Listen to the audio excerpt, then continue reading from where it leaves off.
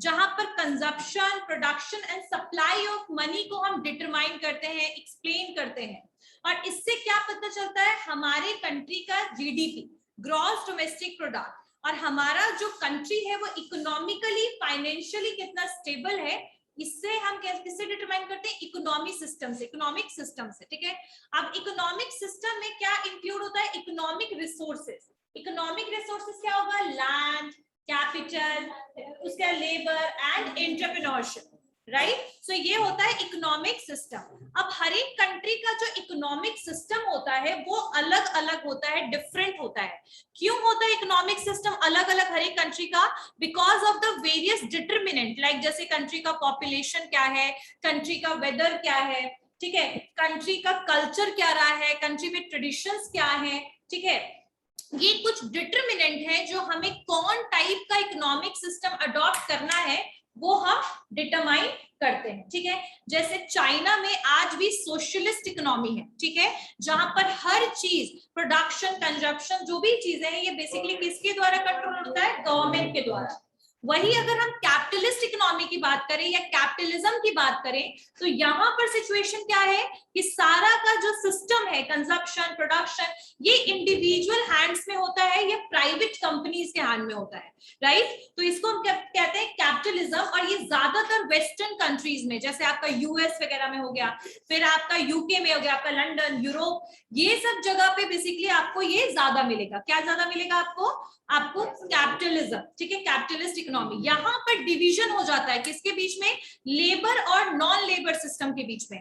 Capitalism में हमेशा किसको प्रमोट करता है, मशीनरीज को, टेक्नोलॉजी को। वहीं अगर हम बात करें मिक्स्ड इकोनॉमी की, तो जहां पर गवर्नमेंट और इंडिविजुअल दोनों बराबर पार्टिसिपेट करेगा, public company, government company, private company उस कंट्री में सारे एग्जिस्ट करेंगे। ठीक है, आ गई बात समझ में सबको, है जो इकोनॉमिक सिस्टम को इफेक्ट करते हैं, what are the various determinants, ये सारे पॉइंट्स को अभी हम लोग कवर करेंगे। चलिए स्टार्ट करते हैं लिखना। Economy, an economy is a system, an economy is a system of institutions, an economy is a system of institutions and organization, system of institutions and organizations that either help facilitate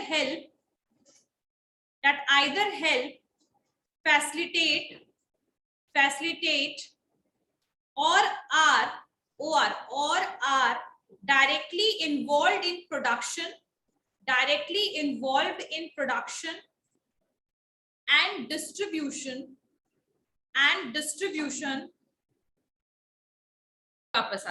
ठीक है। An economy is a system of institutions and organization that either help facilitate or directly involved in the production and distribution of goods and services।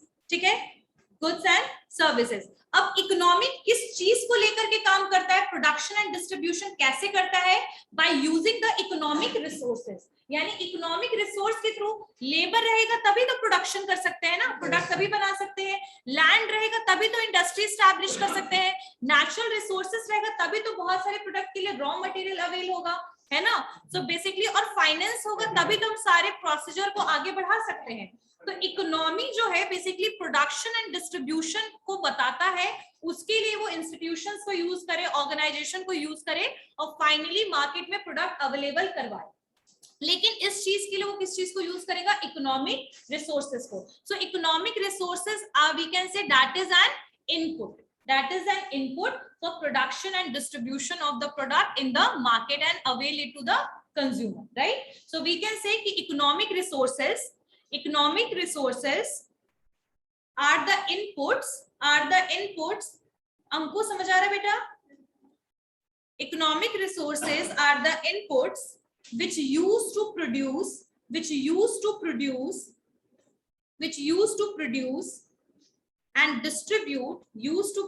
and distribute goods and services। अब इसमें कौन कौन से resources आएंगे? Economic resource समझ में आया, economy समझ में आया। इकोनॉमिक एक सिस्टम है, एक प्रोसेस है जो डिस्ट्रीब्यूशन प्रोडक्शन सबको कंट्रोल करेगा, और इस प्रोडक्शन में जो चीज की रिक्वायरमेंट पड़ेगी वो है आपका इकोनॉमिक रिसोर्सेज। अब इकोनॉमिक रिसोर्सेज में सिर्फ नेचुरल रिसोर्सेज नहीं आएगा, यहाँ पर ह्यूमन रिसोर्सेज भी आएगा, यहाँ पर आपका फाइनेंशियल रिसोर्सेज भी आएगा, आपका यहाँ पर बोल सकते हैं एंटरप्रेन्योरशिप और स्किल भी आएगा। तो बेसिकली यहाँ पर आर्टिफिशियल प्लस नेचुरल रिसोर्स का कॉम्बिनेशन यूज होगा। क्लियर हो गई बात? चलिए यहाँ पर क्या क्या रिसोर्सेज है लिखिए। ह्यूमन रिसोर्सेज पहला है, ह्यूमन रिसोर्सेज, और ह्यूमन रिसोर्सेज में क्या चीज है? लेबर। ठीक है, ह्यूमन रिसोर्सेज में लेबर। और एक बात और, इकोनॉमिक रिसोर्सेज को हम फैक्टर्स ऑफ प्रोडक्शन भी कहते हैं। ठीक है, so economic resources can also known as factors of production. Clear हो गई बात? तो यहाँ पर आपके क्या क्या आ जाएगा? लेबर आ जाएगा, ह्यूमन रिसोर्स में लेबर हो जाएगा। ठीक है, अब लेबर के अलावा और किस चीज की जरूरत पड़ेगी प्रोडक्शन में? तो मैनेजमेंट की। तो लेबर और एंड मैनेजमेंट दोनों चीजों की जरूरत पड़ेगी। और यहाँ पर लेबर में भी आपके स्किल्ड लेबर, मतलब एक तरीके से स्किल्ड और अनस्किल्ड को लेबर और मैनेजमेंट में डिस्ट्रीब्यूट किया गया है। स्किल्ड जो होंगे जो मैनेजमेंट के होंगे, और नॉन स्किल्ड जो होंगे वो नॉर्मल लेबर होंगे। आगे बात समझ में यहाँ पर? नेक्स्ट है आपका नॉन ह्यूमन रिसोर्स, यानी कि जो ह्यूमन रिसोर्स के अलावा जो रिसोर्सेस है वो कौन कौन सा हो जाएगा? लैंड हो जाएगा। So land is the part of non human resource as well as natural resource. ठीक है, अब लैंड से क्या क्या हो सकता है? रॉ मटेरियल भी एक्सट्रैक्ट करेंगे लैंड से, एग्रीकल्चरल प्रोडक्ट भी होगा लैंड से, माइनिंग भी करेंगे तो लैंड से करेंगे, नेचुरल रिसोर्स को एक्सट्रैक्ट करने की जो बेसिकली करेंगे प्रोसीजर। तो लैंड की जरूरत पड़ेगी, लेबर की, और नेक्स्ट आएगा कैपिटल। तो कैपिटल क्या होगा आपका? फाइनेंस, अमाउंट जो बेसिकली हम इन्वेस्ट करेंगे कोई भी इंडस्ट्री फैक्ट्री स्टार्ट करने से पहले, प्रोडक्शन काम के लिए जो रॉ मटेरियल पे खरीदेंगे उसके लिए क्या चीज की जरूरत पड़ेगी? पैसे की, है ना, कैपिटल। क्लियर हो गई बात? उसके अलावा और किस चीज की जरूरत पड़ सकती है? देखो नेचुरल रिसोर्सेज में भी आप लिख सकते हो, अगर आप चाहो तो सेपरेट करके नेचुरल रिसोर्स में लिख सकते हो raw material, elements, metal, James, ये सारे क्या है? थर्मल हीट, कोल, वाटर, ये सारी चीजों की भी हमें रिक्वायरमेंट होगी। ठीक है, तो लैंड के थ्रू ही तो ये सारी चीजें मिलेंगी हमें। इन शॉर्ट लैंड में ये सारे इंक्लूडेड हो जाएंगे। ठीक है, और उसके अलावा एक और चीज आएगा entrepreneurship, that is related with the skill. ठीक है, इनोवेशन, न्यू टेक्नोलॉजी। ठीक है, तो इन चार चीजों की जरूरत पड़ेगी, land, labour, capital, entrepreneurship. Clear हो गई बात? इकोनॉमी क्या है और इकोनॉमिक रिसोर्स क्या है? क्लियर हो गया सबको? Done. Now the next point is, लिखिए economic system. Economic system innovation आ जाएगा, न्यू टेक्नोलॉजी आप यूज कर सकते हो, क्रिएटिविटी आ जाएगा, ये सारे एंटरप्रेन्योरशिप में आ जाएगा। बियरिंग रिस्क आ जाएगा आपका। ठीक है, मशीनरी जो आएगा, मशीनरी वगैरह जो होगा आपका कैपिटल में आएगा, मशीनरी कैपिटल में आ जाएगा। डिसीजन मेकिंग आपके मैनेजमेंट में आ जाएगा। ठीक है, चलिए नेक्स्ट पॉइंट। हाँ, आपका एंटरप्रेन्योरशिप में ओनरशिप आ सकता है, टाइप्स। ठीक है, आप कौन सा टाइप के बिजनेस फॉर्म स्टार्ट करना चाहते हो, कौन सा टाइप का पार्टनरशिप स्टार्ट करोगे, कंपनी स्टार्ट, ये आ सकता है। ठीक है, चलिए next one is economic system. अब इकोनॉमिक सिस्टम क्या है? यहां तक सबको क्लियर हो गया ना? इकोनॉमिक सिस्टम क्या है? लिखिए, an economic system means, economic system is a means by which, MEANS, means by which societies or government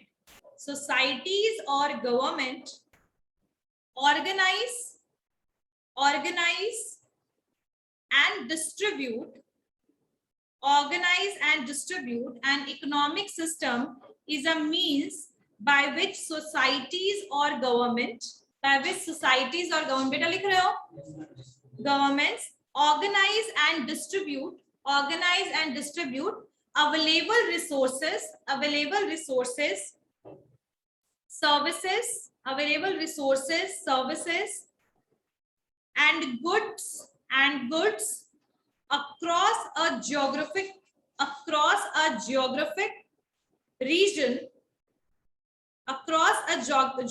region, or country. Region, REGION, region और country. ठीक है, अब यहाँ पर वही हो जाएगा कि इकोनॉमिक सिस्टम किस किस चीज को इंक्लूड कर रहा है, फैक्टर्स ऑफ प्रोडक्शन में, जिसमें लैंड आएगा, capital, labour, physical resources, natural resources, ठीक है। और इसके अलावा इकोनॉमिक सिस्टम में आपके ऑर्गेनाइजेशंस भी आ जाएंगे, एंटिटीज भी आ जाएंगे, सब यहाँ पर आपके रिसोर्सेज भी होंगे और साथ साथ आपके इंस्टीट्यूशंस, ऑर्गेनाइजेशंस, एंटिटीज, ठीक है, डिसीजन मेकिंग प्रोसेस, कंजप्शन, सब कुछ इंक्लूड हो जाएगा। लेकिन एक चीज का खास ध्यान रखिएगा कि ये कैसे अलग है इकोनॉमी और इकोनॉमिक रिसोर्सेज। देखिए इकोनॉमी जो है वो डिपेंड करता है प्रोडक्शन पे, कंजप्शन और डिस्ट्रीब्यूशन पे, ठीक है, PCD, ठीक है। आपका जो इकोनॉमिक रिसोर्सेज है ये है इनपुट्स, ठीक है, और जो आपका इकोनॉमिक सिस्टम है ये क्या चीज है, ये इनको अच्छे से मैनेज करना, यानी इनको बेसिकली पैटर्न यूज करने का, यानी कि कैसे आप प्रोडक्शन करोगे, कैसे कंजप्शन होगा, कैसे डिस्ट्रीब्यूशन होगा, कैसे इनपुट्स को अरेंज करेंगे, ये सारे डिसीजंस को इस सिस्टम में इन्वॉल्व किया जाता है जिसको हम कहते हैं इकोनॉमिक सिस्टम। और इसमें इंगेज आपका सोसाइटी भी रहेगा, इंडिविजुअल भी रहेगा और साथ साथ में गवर्नमेंट भी इसमें इन्वॉल्व रहेगी। आगे बात समझ में? तो यहाँ पर pattern of utilisation the economic resources and determining the economic, ये प्रोडक्शन, कंजप्शन एंड डिस्ट्रीब्यूशन, और इनका पैटर्न को डिसाइड करेंगे जो हम, वो होगा आपका इकोनॉमिक सिस्टम। अब जैसे कि हमारे कंट्री में जो पोस्ट ऑफिस है वो आज भी गवर्नमेंट के अंडर में है, सही बात है। तो ये डिसाइड ऑलरेडी किया गया है कि जो मेजर सर्विसेज है जो बहुत सारे कंज्यूमर्स यूज करते हैं उनको हम क्या करेंगे, बेसिकली गवर्नमेंट के अंडर में दे देंगे। No doubt there are multiple courier system, multiple, आपको यहाँ पर बहुत सारे ऐसी चीजें मिल जाएंगी, कुरियर तो बहुत सारे, DTDC है, बहुत सारे हैं, ठीक है, लेकिन स्टिल जो पोस्ट ऑफिस है एक गवर्नमेंट का भी है और साथ साथ में प्राइवेट भी है। तो यहाँ पर governments are giving the options for the least cost service as well. Government भी हॉस्पिटल है इंडिया में और प्राइवेट भी है। तो गवर्नमेंट हॉस्पिटल्स आपको क्या करता है, सोशल पे काम करता है, तो सस्ता सर्विस प्रोवाइड करता है। तो इन शॉर्ट वी कैन से कि हमारे इंडिया में जो अरेंजमेंट है वो किस कैसा इकोनॉमिक सिस्टम का है, मिक्स्ड का है, इसीलिए मिक्स्ड है। तो यहाँ पर पैटर्न को जो डिसाइड करेंगे ना हम, इन तीनों का पैटर्न और इस इनपुट को यूज करने का जो पैटर्न डिसाइड होगा, जैसे आज भी माइनिंग और नेचुरल रिसोर्स का एक्सट्रैक्शन सिर्फ और सिर्फ गवर्नमेंट के हाथ में है ना, तो इसको सबको डिसाइड करेंगे, जो गवर्नमेंट डिसाइड करेगा, सोसाइटी डिसाइड करेगा, उसको कहेंगे इकोनॉमिक सिस्टम। समझ में आया? अब इकोनॉमिक सिस्टम कितने टाइप के होते हैं? 3 टाइप का। पहला कैपिटलिज्म और capitalist economy, second one is आपका socialist economy and the third one is mixed economy. Done? समझ में आया? चलिए, ऑनलाइन क्लास सबको क्लियर है? Yes, ma'am. Yes, ma'am. We are going to also include the basically organization, entities. ये होता है आपका इकोनॉमिक सिस्टम, यानी आपको जो प्रोडक्शन कंजप्शन वगैरह करना है वो किस तरीके से करना है। गवर्नमेंट 100% इन्वॉल्व रहेगी, इंडिविजुअल इन्वॉल्व रहेंगे, कौन इन्वॉल्व रहेगा कि मिक्स तरीके से इन्वॉल्व रहेगा, पैटर्न सेट होगा। आई बात समझ में बेटा? क्लियर हो गया? है वो तो आप लोगों को पता ही है। कैपिटलिज्म, कैपिटलिस्ट इकोनॉमी क्या है, जहां पर इंडिविजुअल बेसिकली लोगों के हाथ में क्या होगा, आपका कंट्रोल होगा। Like people have full right to start their own business, run their that business. Government के पास बेसिकली कोई भी ज्यादा अथॉरिटी नहीं होगा कंजप्शन और प्रोडक्शन और मार्केट डिमांड और सप्लाई को लेकर, ठीक है। हाँ, they can make the policies to control that, but 100% company को कंट्रोल करने के लिए गवर्नमेंट इन्वॉल्व नहीं होगा, ठीक है। तो कैपिटलिस्ट इकोनॉमी क्या है, लिखिए कैपिटलिस्ट इकोनॉमी। अच्छा, ये कैपिटलिज्म तो लिखिए कैपिटलिस्ट इकोनॉमी क्या है, right. The capitalist economy is related, capitalist economy is related, capitalist economy is related to a type of economic environment, to a type of an economic environment where competition, the capitalist economy is related to a type of an economic environment where competition, ownership of property, and free enterprises system prevail. Ownership of property and free enterprises system prevail. Free enterprises system का मतलब क्या है कि जो government के control में नहीं होगी, यहाँ ओनरशिप जो होगी प्रॉपर्टी की खुद होगी। आप अपना बिल्डिंग स्टार्ट कीजिए, बिल्डिंग बनाइए, उसमें कंपनी शुरू कीजिए, उससे कोई भी मतलब नहीं होगा। ठीक है, तुम दोनों बाहर जाओगे नेक्स्ट टाइम देख लिया तो। आगे बात समझ में सबको क्लियर हो गया? अब जो कैपिटलिस्ट इकोनॉमी है वो बेसिकली डिफाइन करता है प्राइवेट ओनरशिप को। तो यू कैन राइट कि define the private ownership and the use of profit it इसमें लिखो प्राइवेट ओनरशिप।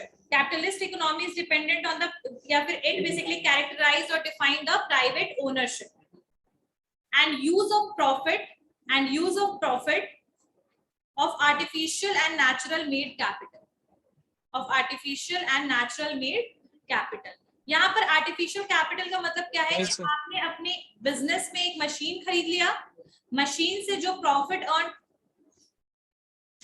ठीक है, तो यहाँ पर बेसिकली ये प्राइवेट ओनरशिप को बताता है। आपने एक इंडस्ट्री स्टार्ट किया, आपने एक, मान लीजिए आपने एक फैक्ट्री ओपन किया, फैक्ट्री में आपने मशीन लगाया, मशीन के थ्रू अर्निंग आ रहा है, आप उस अर्निंग को अपने पास रखिए। लेकिन गवर्नमेंट के पास जो अर्निंग आता है वो क्या करता है? ज्यादा वो सोसाइटी को कंट्रीब्यूट करता है। तो यहाँ पर प्राइवेट ओनरशिप की बात हो रही है।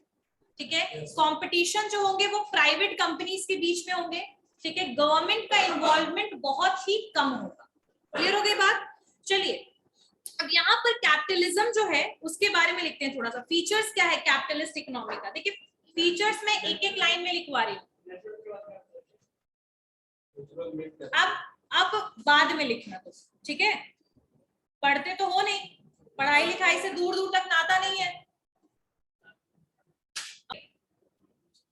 Features of capitalist economy. Features क्या है कैपिटलिस्ट इकोनॉमी का? एक एक लाइन में बता दे रही हूँ मैं फटाफट, बुक वाला बहुत ज्यादा एक्सप्लेन है तो एक एक लाइन में फटाफट करा दे रही हूँ। पहले लिखिए फीचर्स में existence of private property. Private property का मतलब समझते हो? जैसे कि ये लैंड है, ये इंडस्ट्रियल एरिया है, तो इस टाइप के जो लैंड होते हैं वो गवर्नमेंट के अंडर में आते हैं because of the basically industrial development, right? But यहाँ पर जो आपकी कंट्रीज होंगी इनके पास क्या होगा? अपना प्राइवेट ओनरशिप होगा लैंड वगैरह को लेकर। ठीक है, तो पहला होगा अपना private property, existence of private property first. Second लिखिए freedom of ownership. Freedom of ownership का मतलब है कि आप अपनी कंपनी खुद से शुरू कीजिए। ऐसा नहीं कि इंडिया में ये चीज नहीं है, लेकिन इंडिया में 100% नहीं है, है ना? आज भी कुछ ऐसे सेक्टर्स हैं जो कभी भी प्राइवेट हैंड में नहीं जाएंगे, है ना? जैसे आपने देखा होगा कि आपका इंडियन ऑयल जो एलपीजी गैस वगैरह जो भी है वो आज भी गवर्नमेंट कंट्रोल के अंडर में है। ऑयल जो है वो आज भी गवर्नमेंट कंट्रोल है, वो वही प्राइस डिटरमाइन करता है ना?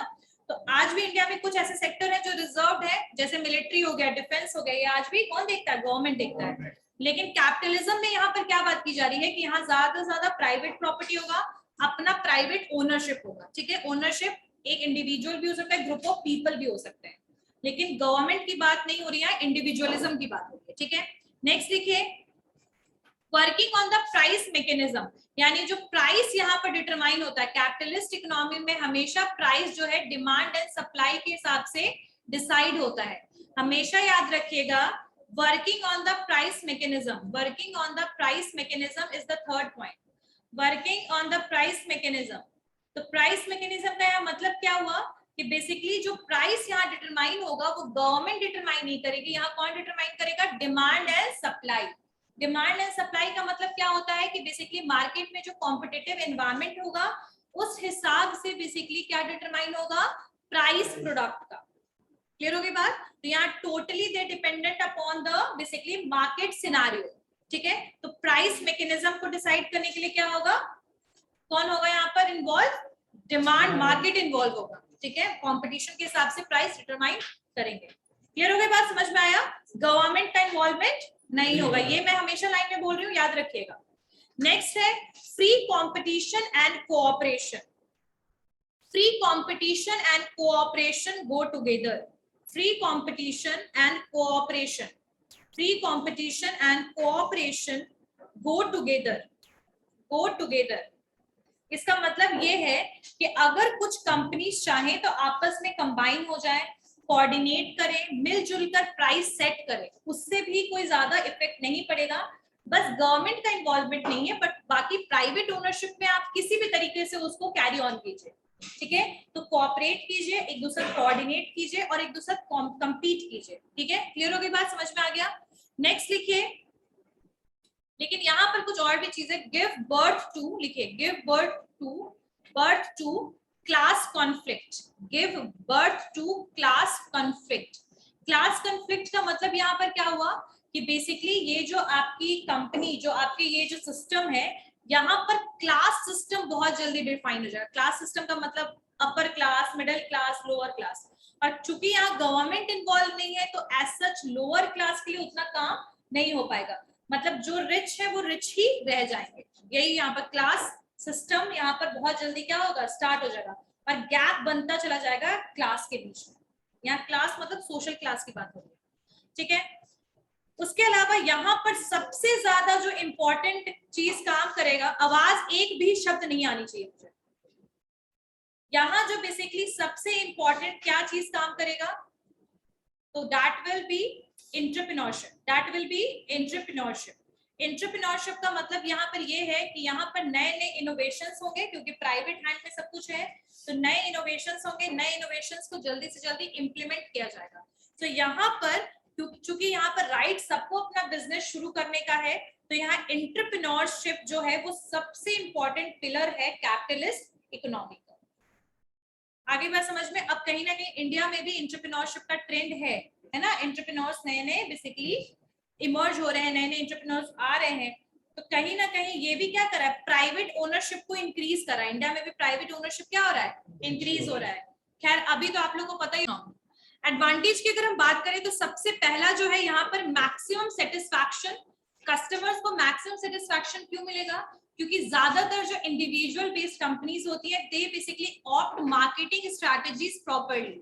ठीक है, सो इन दिस द प्रोडक्शन जो होगा, टेस्ट और प्रेफरेंस जो होगा, वो कस्टमर को देखते हुए कैपिटलिस्ट इकोनॉमी में बेसिकली प्रोडक्शन होता है. ठीक है, तो फर्स्ट होगा कस्टमर सेटिस्फैक्शन. फर्स्ट जो बेसिकली एडवांटेज होगा कैपिटलिस्ट इकोनॉमी का, that is customer satisfaction.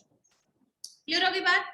Second क्या है कि यहाँ पर जो है बेसिकली यहाँ पर प्रॉपर्टी को, सक्सेसर को पास ऑन करने का राइट बेसिकली हर एक इंडिविजुअल को है. जैसे मान लीजिए कि कोई XYZ की कंपनी थी. अब XYZ की जो कंपनी थी, इसमें जो पर्सन था X, वो काम कर रहा था, उसकी ये कंपनी थी. लेटर ऑन अगर वो चाहे तो ये कंपनी, किसी कंपनी का डायरेक्टर ये अपने सक्सेसर यानी अपने बच्चों को भी बना सकता है.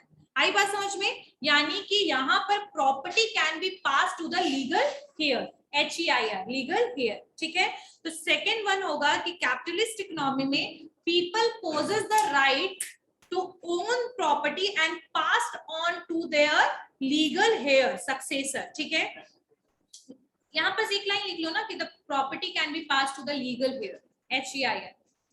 ठीक है, आपको ओनरशिप मिला है और आप इंडिविजुअल हो, तो आपकी मर्जी है ना कि आप किसको अपनी प्रॉपर्टी दोगे. और ऑब्वियसली कोई भी पेरेंट्स हैं तो अपने बच्चों को ही पास ऑन करेंगे. ठीक है, तो लीगल हेयर तक प्रॉपर्टी पास ऑन करना इजी है. लेकिन जो गवर्नमेंट के अंडर में प्रॉपर्टी होता है, that can not be passed according to the legal heir. और ये सिस्टम नहीं होगा, सक्सेसर को पास ऑन करने का सिस्टम नहीं होगा. पहले मोनार्की सिस्टम में होता था कि एक बार जो राजा है वो राजा बनता था, फिर उसके बच्चे राजा बनते थे, होता था ना. तो ये सिस्टम आपके अभी तो नहीं है डेमोक्रेसी में, लेकिन कैपिटलिस्ट में ये है क्योंकि प्रॉपर्टी इंडिविजुअल के हाथ में है, तो they can pass it to the their legal heir और लीगल रिप्रेजेंटेटिव. राइट, क्लियर हो गई बात समझ. HEIR. Next one they have absolute, बोल सकते हैं they have absolute economic freedom. Absolute economic freedom in which sense, किस सेंस में उनको इकोनॉमिक फ्रीडम है. So in the sense of choosing the occupation and enterprise, in choosing the occupation and enterprise they have economic freedom. Economic freedom का मतलब है कि आराम से वो चाहे तो कोई भी तरीके का जॉब शुरू कर सकते हैं, जॉब कर सकते हैं, एंटरप्राइज स्टार्ट कर सकते हैं, तो they have full freedom for that. Clear हो गई बात, समझ में आया, बिल्कुल क्लियर हो गई। Next one is optimum utilisation of goods, optimum utilisation of goods and availability of resources, मतलब जितना रिसोर्स अवेलेबल है उस हिसाब से ऑप्टिमम यूटिलाइजेशन होगा आपका किसमें, कैपिटलिस्ट इकोनॉमी में, optimum utilisation of the resources, ठीक है। नेक्स्ट वन इज कि minimum cost available, minimum cost available, minimum cost available क्यों होगा, क्योंकि मार्केट जहां पर कैपिटल इकोनॉमी है वहां पर production of goods and services जो होगा, मल्टीपल कंपनीज जो होंगी वो प्रोडक्शन करेंगी और अल्टरनेटिव इजीली अवेलेबल हो जाएगा, कंपटीशन हाई रहेगा और यहाँ पर लो प्राइस में भी प्रोडक्ट की अवेलेबिलिटी के चांसेस हैं। क्लियर हो गई बात, समझ में आया। Next is flexibility in the market, capitalist economy में हमेशा क्या रहेगा, मार्केट में फ्लेक्सिबिलिटी रहेगा, हमेशा ही फ्लेक्सिबिलिटी रहेगा, यानी चेंजेस और बदलाव होते रहेंगे। और एक चीज हमेशा याद रखना कि कैपिटलिस्ट इकोनॉमी में स्लो रहो, तुम स्लो ही रहो।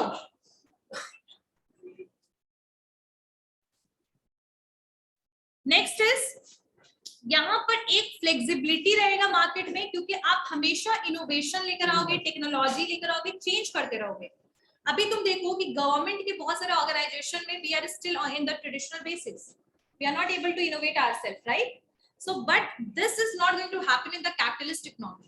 There will be always the flexibility and high chance to take the new innovation. बहुत ज्यादा चांस है कि नए तरीकों को, नए ऑप्शंस को हम क्या करें, अडॉप्ट करें। क्लियर हो गई बात। Next one is it motivates the entrepreneurship, ये किस चीज को मोटिवेट करेगा, एंटरप्रेन्योरशिप को, ठीक है। एंटरप्रेन्योर्स को ये बेसिकली क्या करता है, मोटिवेट करता है और यहाँ पर they adopt the bold schemes, new schemes वगैरह को भी अडॉप्ट करता रहेगा, ठीक है। तो ये आपके एडवांटेज है किस चीज के, कैपिटलिस्ट इकोनॉमी के। क्लियर हो गई बात, हाँ बोलो बेटा।